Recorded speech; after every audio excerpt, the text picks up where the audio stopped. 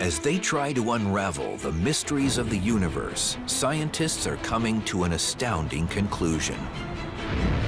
To make sense of outer space, they need to understand inner space, the microscopic matter that forms the foundation of everything we see. But shrinking down billions of times into the realm of atoms and subatomic particles takes us into a strange, unexplored world. When we descend into the microscopic world, we find that it's really weird and indeed downright bizarre and unbelievable. The stuff in this universe is far smaller than anything we can see with a microscope, but it holds the key to the cosmos. We can only understand where we came from if we understand this crazy micro world. So let's go on a fantastic voyage into an uncharted world known as the microscopic universe.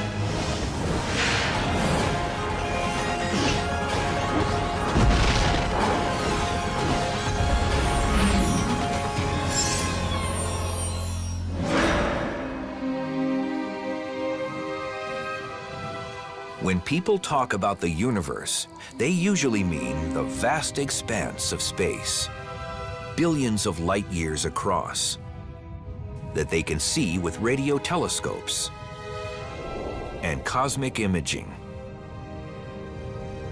They think about stars and galaxies and planets and all the big stuff out there.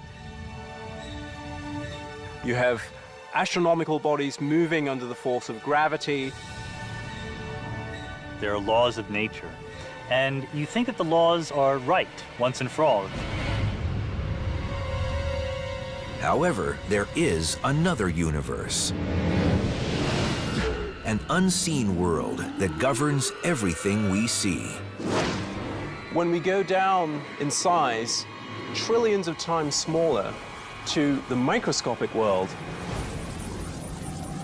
the rules are much less intuitive than the ones we're used to from the large-scale world. The magic of the microscopic universe begins at about a 10/1000th of a meter, or the size of an atom. Matter behaves so differently at this level that scientists have developed an entirely new set of rules to describe what's going on. They call it quantum theory, and what it says is extraordinary. This baseball represents a subatomic particle, like an electron or a photon of light, that routinely does all sorts of weird, strange things in the microscopic universe. The subatomic version of this baseball can be invisible, can go through solid objects with ease, can be in multiple places at the same time, and can seemingly go backwards in time and change the past. This means I could throw this microscopic baseball to first base and to home plate at the same time, or change the seemingly predetermined outcome of a play while it's still going on. Now, this is the stuff of science fiction, but really, we know it to be true, or at least it appears to be true in our quantum world. We get all sorts of weird things happening. If scientists can understand how these weird things work, they'll be able to put them to use in our everyday world, revolutionizing modern computing and perhaps even allowing us to communicate across the cosmos instantly. The key to making these miracles come true is a process called quantum entanglement, and scientists are already harnessing this astounding discovery for both civilian and military purposes. In quantum physics, what happens to an object over here can instantly affect an object over here, and over here could be millions of miles away. This is how it works. When two subatomic particles interact, they can become entangled. That means their spin, position, or other properties become linked through a process unknown to modern science.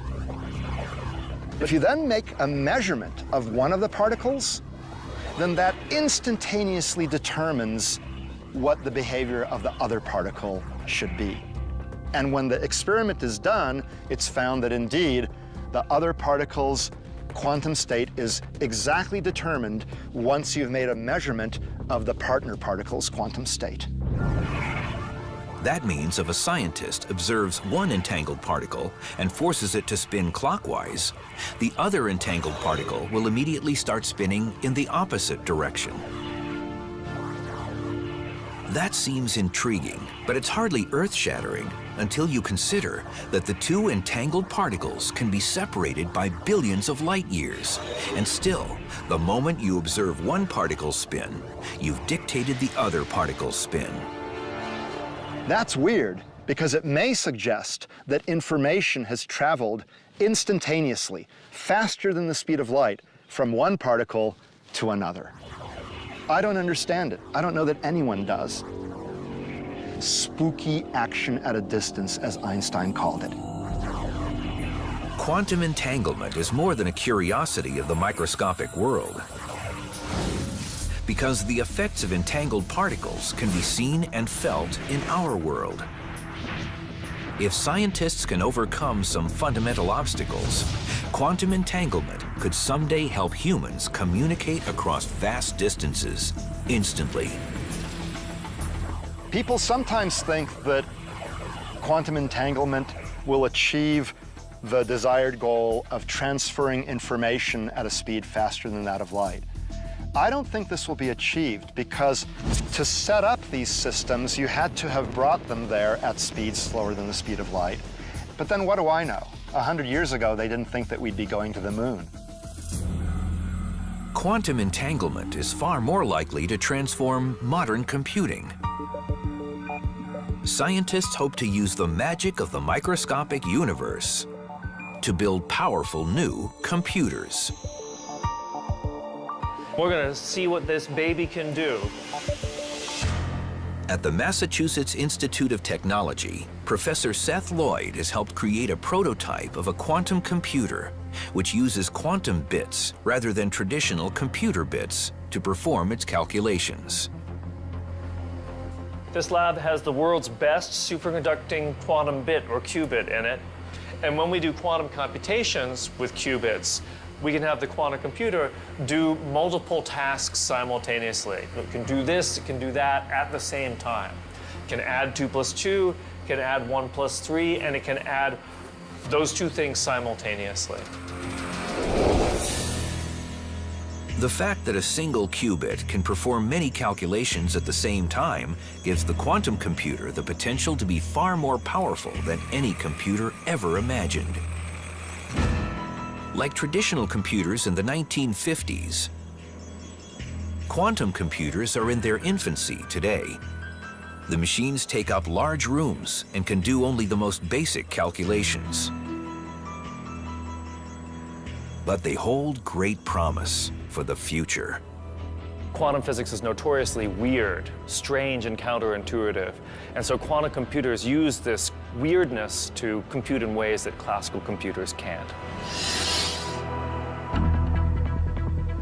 The major stumbling block is figuring out how to effectively code classical information, the ones and zeros that computers use, in a way the microscopic universe can process it using entangled particles. But when scientists figure that out, quantum computers could transform the planet. Even if you have a quantum computer with not that very many bits, you might still be able to do things like break all the codes that people use to communicate on the internet. Or you could solve very difficult problems having gajillions of variables, like try to figure out what happened at the Big Bang. That may be hard to believe, but the microscopic universe gets even stranger. In fact, the most famous experiment in quantum physics shows how one object can be in two places at the same time. A result that startled the great Albert Einstein.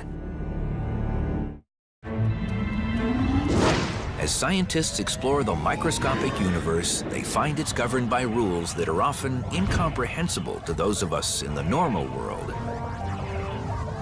At the smallest scales imaginable, not only does information appear to travel faster than the speed of light, But human observation often seems to decide what happens. It seems like the behavior of quantum mechanical stuff is different when we're looking at it than when we're not looking at it. This profound conclusion comes from performing the double hole experiment. Scientists first conducted this experiment a century ago, firing photons of light through a metal plate with two slits. The light that went through the holes hit a screen behind the plate. I'm going to demonstrate the results of this amazing experiment with a bunch of baseballs and a barrier that we've set up which has two holes in it. Now, normally in the everyday world, if I throw baseballs through one hole or the other, they'll form a predictable pattern on a screen that we've set up behind home plate. They'll be in one place or the other. Now, let's make that pattern with a whole bunch of baseballs. I'm going to use this pitching machine. Here's the first one. Let's see what happens.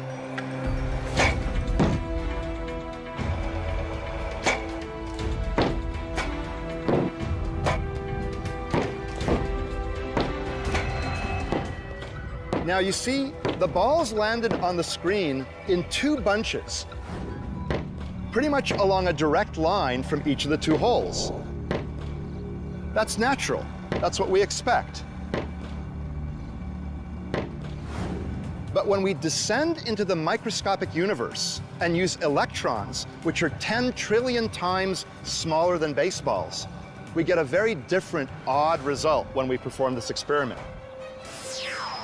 A pattern that you would expect if these were waves going through both holes at the same time and interfering with themselves. Well, we usually think of electrons as being particles, so how can they exhibit wave-like properties? These test results were confounding. The electron was a particle before it was fired at the screen, yet it formed a pattern on the screen, as if this single electron had gone through both holes at the same time. Does a microscopic particle spontaneously clone itself in midair? After years of study, scientists still don't know exactly what's happening. Probably the most magical thing is that in quantum physics, an object can be in more than one place at the same time. It actually can sense both slits and actually go through and quantum mechanically feel the structure of both slits in the experiment. Most physicists agree that the math is quite solid and leads to solutions that are undeniable and can be confirmed with experimental measurements. But exactly what is happening and how is a matter of debate. To try to grasp this amazing experimental result, scientists decided to observe how individual electrons behaved when they went through the double slit.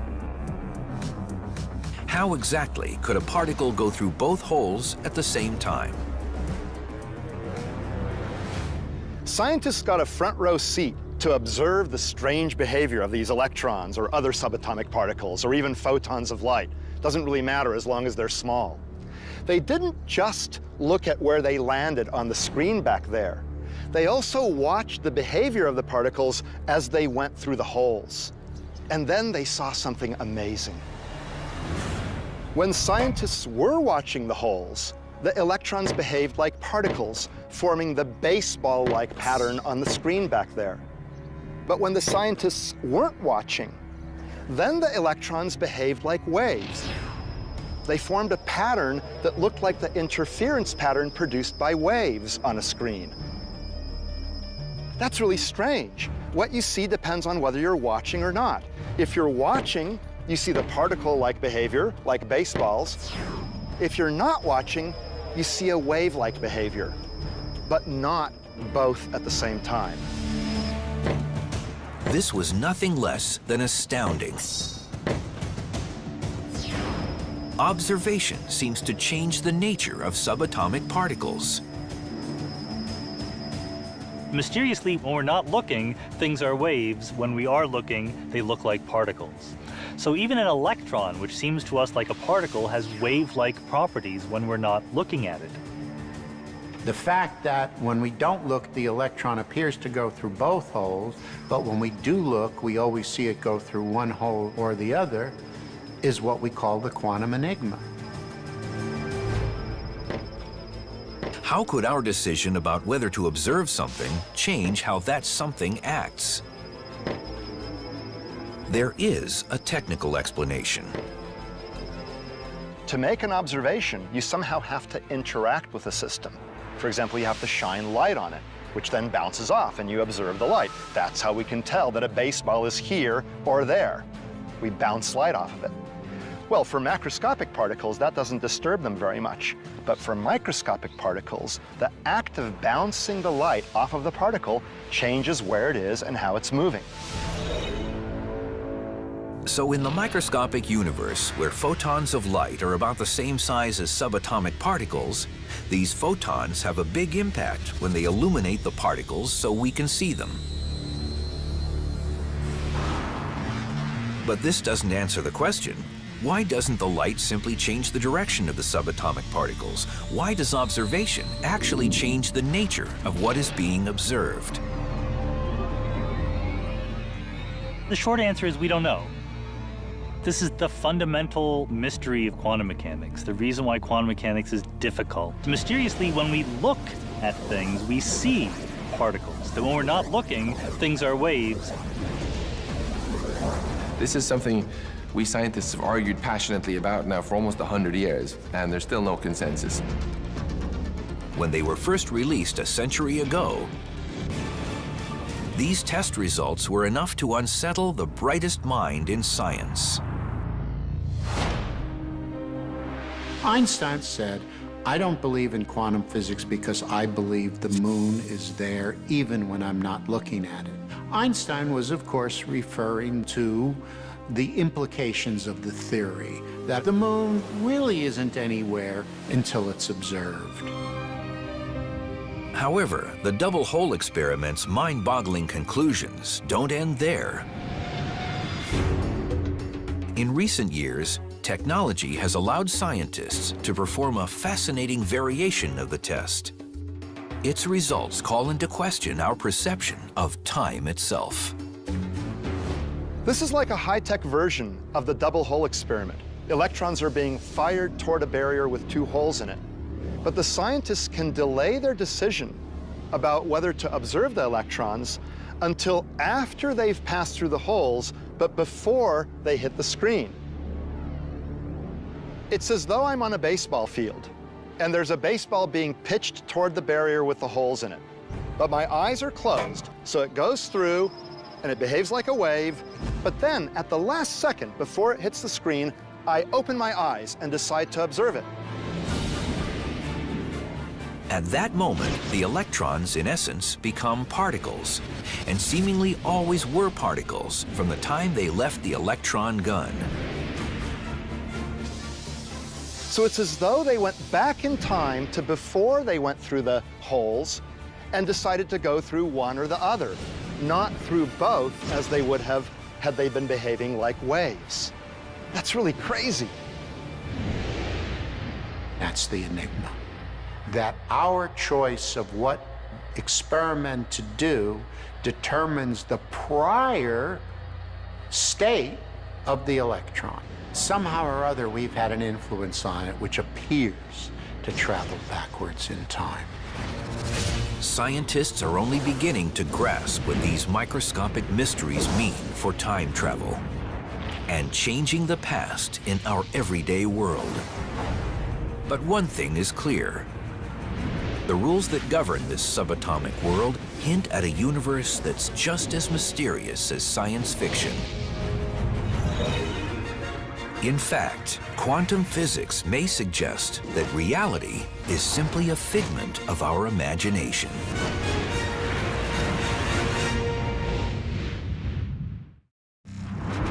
After discovering mysteries in the microscopic universe, scientists wanted to quickly unravel, study, and solve them. But as they tried to figure out exactly what was going on in this strange subatomic realm, they found something completely unexpected. Nature refused to tell them. When we descend into the microscopic world, we find that there's a fundamental uncertainty in essentially all quantities that we wish to measure. And it's not a problem with the measurement process. It's that nature herself does not know. Scientists call this the uncertainty principle. And as strange as it is, it may be the most profound concept to emerge from the microscopic universe.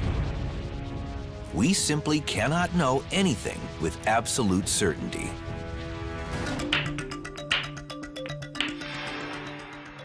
In our everyday world, we think we know a lot about the things around us. We can actually locate, for example, the position of this cue ball and strike it at a certain speed, which we know, and we can use that to collide it into other balls and go ahead and play a game of pool. But what actually happens if we shrink everything down trillions of times? In that world, these pool balls are now actually like subatomic particles. In this microscopic realm, quantum physicists have found they simply cannot determine with any precision where these particles are located because of their wave-like qualities. And what's even stranger, if scientists try to box in a particle, it will always generate enough energy to break out of the box before its position and speed have been determined. The uncertainty principle says nature will not allow its fundamental elements to be boxed in. So because in the microscopic world, because particles will interact with a completely different set of rules, the rules of quantum physics, microscopic pool will be a completely different game.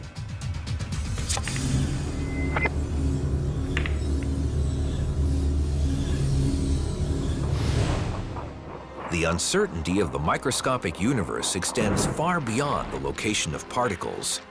It applies to everything, including a particle's energy, and this gives rise to a stunning phenomenon called quantum tunneling. In classical physics, if you throw a ball at a wall and you don't throw it hard enough, it won't go through the wall, it'll bounce back. But if it's an electron and you don't throw it hard enough to go through the wall, it might go through anyway. We call that quantum tunneling. How can this be possible? It may sound bizarre, but one way to explain quantum tunneling is that the uncertainty of the microscopic universe allows a particle to borrow energy from the future to breach the barrier and then pay it back after it gets to the other side. The electron actually already is on the other side of the wall, and therefore it can go through it and appear on the other side of the wall. Ever since these wonders of the microscopic world were discovered a century ago, people have asked if quantum tunneling, being in multiple places at the same time, and what appears to be traveling backwards in time, can be achieved in our everyday world. Some scientists say we'll never be able to throw a baseball through a solid barrier. A baseball is a huge number of particles. You would need all of them to collectively suddenly appear in another place for the baseball as a whole to appear in another place. And that's just extraordinarily unlikely. A single electron or a single proton can do this, but the bigger your particle, or the bigger the collection of particles, the more difficult that process of tunneling is. However, a growing number of physicists are developing a more outrageous theory for what's going on. We know that these tiny particles can be in two places at the same time. But hey, I'm made of these kinds of particles. So if they can be in two places at once, so can I. Scientists call this the many worlds interpretation of quantum physics. They say just like the electron in the double hole experiment, human beings are all in multiple places at the same time. They say anytime anyone makes a decision, we don't actually choose one option over another. Instead, we do them both in slightly different versions of reality. What happens when you use your mind and your will to decide things is you end up actually making many choices at once, and all of them become realized in different parallel universes. The many worlds hypothesis of quantum physics says that when I throw a curveball, I do so only in this universe. In another universe, I might be throwing a fastball. And in still another one, I throw a knuckleball for the first time in my life. And in yet another universe, I heave this ball to the outfield. In the many worlds hypothesis, all of these choices are outcomes that occur in universes that are parallel to our own. Just not in ours, but in parallel universes. That's what the many worlds hypothesis tells us. This may sound far-fetched, but an impressive array of theoretical physicists believe it's the way the microscopic world works. If it's true, the implications of this startling theory go far beyond the baseball diamond. In essence, it suggests there are universes parallel to our own in which the Nazis won World War II, and in another, the American government foiled the 9/11 hijackers, so the World Trade Center still stands in Manhattan. If you take quantum mechanics absolutely at face value, it says that every time you observe something quantum mechanical, you become two different copies of yourself. There's the copy that got one answer and a copy that got another answer. It just implies there's a huge number of other copies of you that saw slightly different things happen in the universe. These days, it's completely accepted that the microworld is weird. Many people had hoped that this weirdness could be confined to the microworld, so that big things like us would be immune to it and always be in a single place. But it's become clear now that that hope was naive. The weirdness can't be confined. The fascinating debate about the many worlds interpretation of quantum physics will rage until physicists finally solve the mysteries of the microscopic universe. However, some astronomers are concluding that we will never be able to fully explain any of these mysteries because, according to their calculations, the vast majority of matter holding the universe together exists in a higher dimension that we can never explore.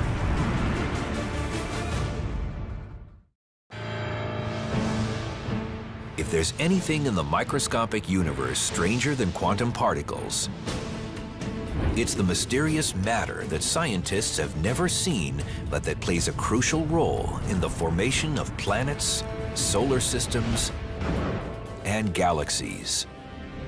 Astronomers know that there's all sorts of matter out there that exerts a gravitational influence, but that we can't see. We call that dark matter. I wouldn't exist if they weren't for dark matter, because dark matter has this nurturing force of bringing things together to form structure, to form galaxies, which are absolutely necessary for life. Dark matter makes up a staggering 85% of the gravitationally attractive stuff in the universe. If the dark matter is some kind of particle, then typically millions of dark matter particles will pass through me every second. But even though they know dark matter exists, astronomers have been confounded by a microscopic mystery. What is it? At first, they thought it was ordinary matter that, for some reason, they couldn't see. But what happened was astronomers went and took an inventory. We know how much ordinary matter there is in the universe. By ordinary matter, we basically mean atoms, things that are made out of protons, neutrons, and electrons, the elementary particles that go into making you, me, everything on Earth. And it just doesn't measure up. There's not nearly enough ordinary matter in the universe to make up the total. This conclusion was bizarre. How could most of the matter in the microscopic universe not be made of protons, neutrons, and electrons? It's been quite shocking to discover that these atoms actually make up just a small minority of all the stuff in the universe. There's 6 times more of an altogether different substance, which is invisible to us. It's interesting to think that science has brought us to the point where we realize not only are we not the center of the universe, we're not even made of the same stuff as the universe is made of for the most part. Most of the stuff in the universe is this dark matter, and it's some small particle beyond the reach of our direct detection. Some theoretical physicists speculated that dark matter might be made of neutrinos, tiny particles 1,000 times smaller than an electron that fit many of the known characteristics of dark matter. We know neutrinos exist, and they have mass, they contribute weight, so maybe we're done. But now it's turned out that they're not neutrinos. Most of the dark matter is probably not normal neutrinos because they travel very, very quickly. And they wipe out the formation of what's called large-scale structure, the clumping of material, on the scale of galaxies early in the universe's history. So it would be much harder to produce galaxies if the universe is filled with lots and lots of neutrinos zooming around. So the dark matter is not ordinary matter, it's not neutrinos, it's some wholly new kind of particle that we haven't detected yet. It has to be some sort of weird subatomic particle left over from the Big Bang when the universe was very hot and dense. A whole zoo of particles was created. Most of them annihilated or decayed into other particles, but some were left over, and they are what are thought to be the dark matter. But what could this exotic microscopic particle be? Since it's nothing known to science, astronomers proposed an entirely new particle that embodied all of dark matter's characteristics, and then began searching the universe for it. They call it a WIMP, a weakly interacting massive particle. One of the problems with the WIMP hypothesis is that we've never actually detected a WIMP in a laboratory. In fact, there's several experiments going on right this minute to look for WIMPs in underground laboratories, and you'd also like to make them in particle accelerators like the Large Hadron Collider in Geneva. So there's a multi-pronged attack to detect WIMPs directly if they're the right answer. If scientists find evidence of dark matter, will they also find evidence of another world of dark planets, dark life forms, and a dark matter table of elements? I don't think they're like us in that the dark matter particles can form planets and so on, because if they could, then we would expect most of the planets in our solar system to actually be made of dark matter.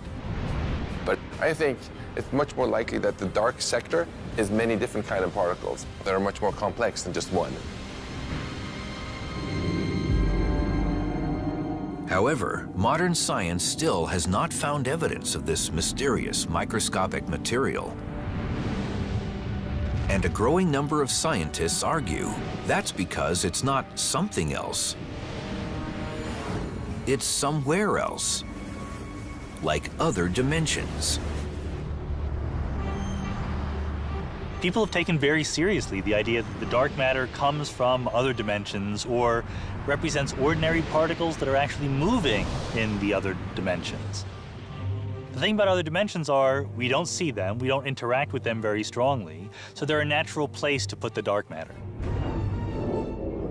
It's conceivable that the gravitational influence in galaxies and clusters of galaxies that we attribute to dark matter in our own universe is actually caused by concentrations of matter in other dimensions that are felt within our dimensions, but will never be discovered within our dimensions because they're actually somewhere else.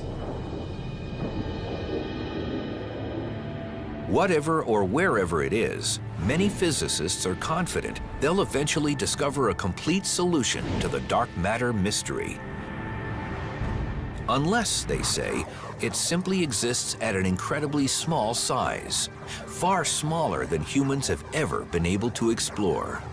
That raises the question, what does exist at the smallest scales of the microscopic universe?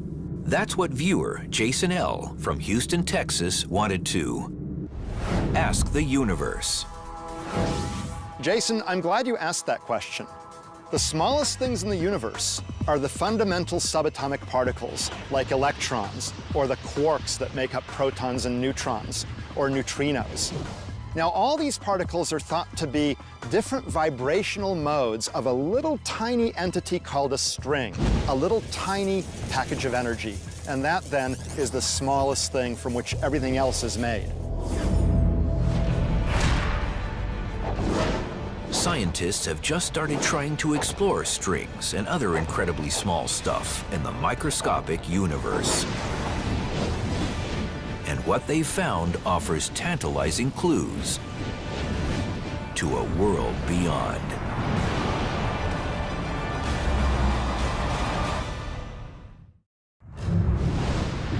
As they delve into smaller and smaller spaces in the microscopic universe, scientists have successfully looked inside atoms. But what exists if we continue our fantastic voyage still deeper into this subatomic netherworld? Even scales that are smaller than the electron are really a vast unexplored territory, more so than solar systems or galaxies or even the universe. Because we can make observations of planets and stars and galaxies in the universe, but it's hard to conduct experiments that allow us to directly explore tiny scales in time and space. Essentially, what you need to examine the microscopic world is a sharper and sharper tool, something that actually allows you to distinguish the details down at that very small level. But as scientists try to probe spaces smaller than the atom, they cannot possibly focus enough light to illuminate them. They need something more powerful. To look more finely, you need more energy. We can go to incredibly small details using high-energy devices of various kinds. Now, the state of the art are actually particle accelerators. We use elementary particles to actually probe the structure of other elementary particles by colliding them together, letting them interact with each other, and then seeing what comes out at various energy scales.